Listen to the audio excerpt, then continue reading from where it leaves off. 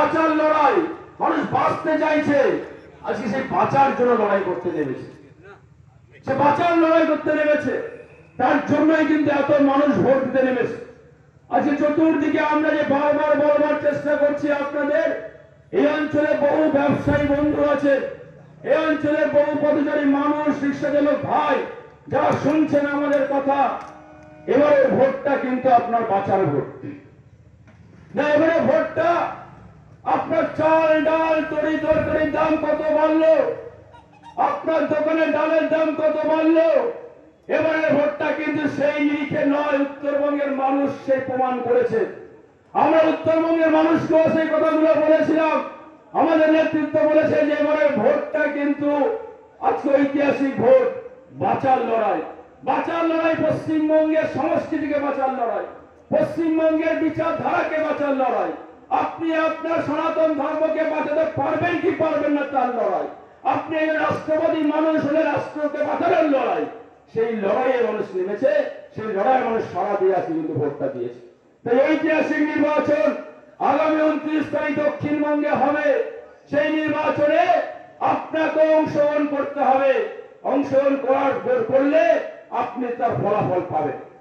আজকে মনে পড়ে এই তো এসআইআর কে নিয়ে আজকে ঐতিহাসিক নির্বাচন বললাম এই কারণে, এসআইআর এর জন্য, এসআইআরটার জন্য আজকে যে নির্বাচনে ভোটের পরিসংখ্যান দেখুন, ভোটার তালিকায় যে নামগুলো ছিল সেগুলো ভুতুড়ে ভোটারদের, সেইগুলো বাদ দেওয়ার ফলে আজকে রাজ্যের মুখ্যমন্ত্রী তেলে বেগুনে জ্বলে উঠেছে।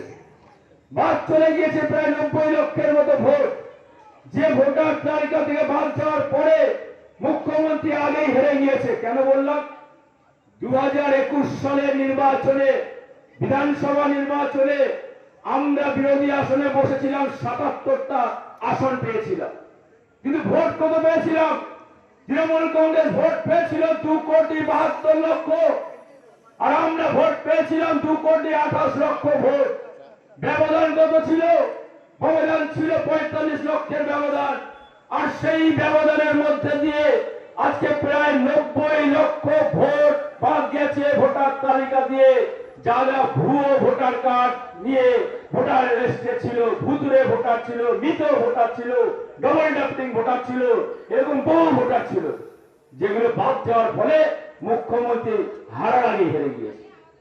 তাই মানুষ বলছে যে ভোট দিয়ে সরকারটাকে পরিবর্তন করবে, কিন্তু যদি তবুও সর্বক্ষণ চেষ্টা করছে কি হবে এই সরকারটাকে টিকিয়ে রাখা যায়, তিনি সেই চেষ্টা করতে করতে তার যত রকম পরিকল্পনা দিয়ে শুরু করেছেন।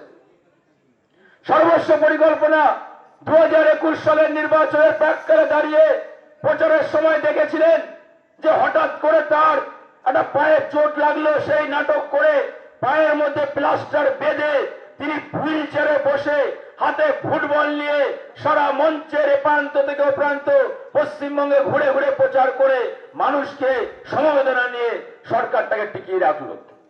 আজকে আবার চক্রান্ত শুরু করেছে, যে চক্রান্তের মধ্যে দিয়ে আবার ক্ষমতায় থাকবার চেষ্টা করছে, কিন্তু আজকের নির্বাচন সেই চক্রান্তকে ব্যর্থ করেছে। তাই আগামী দক্ষিণবঙ্গের নির্বাচন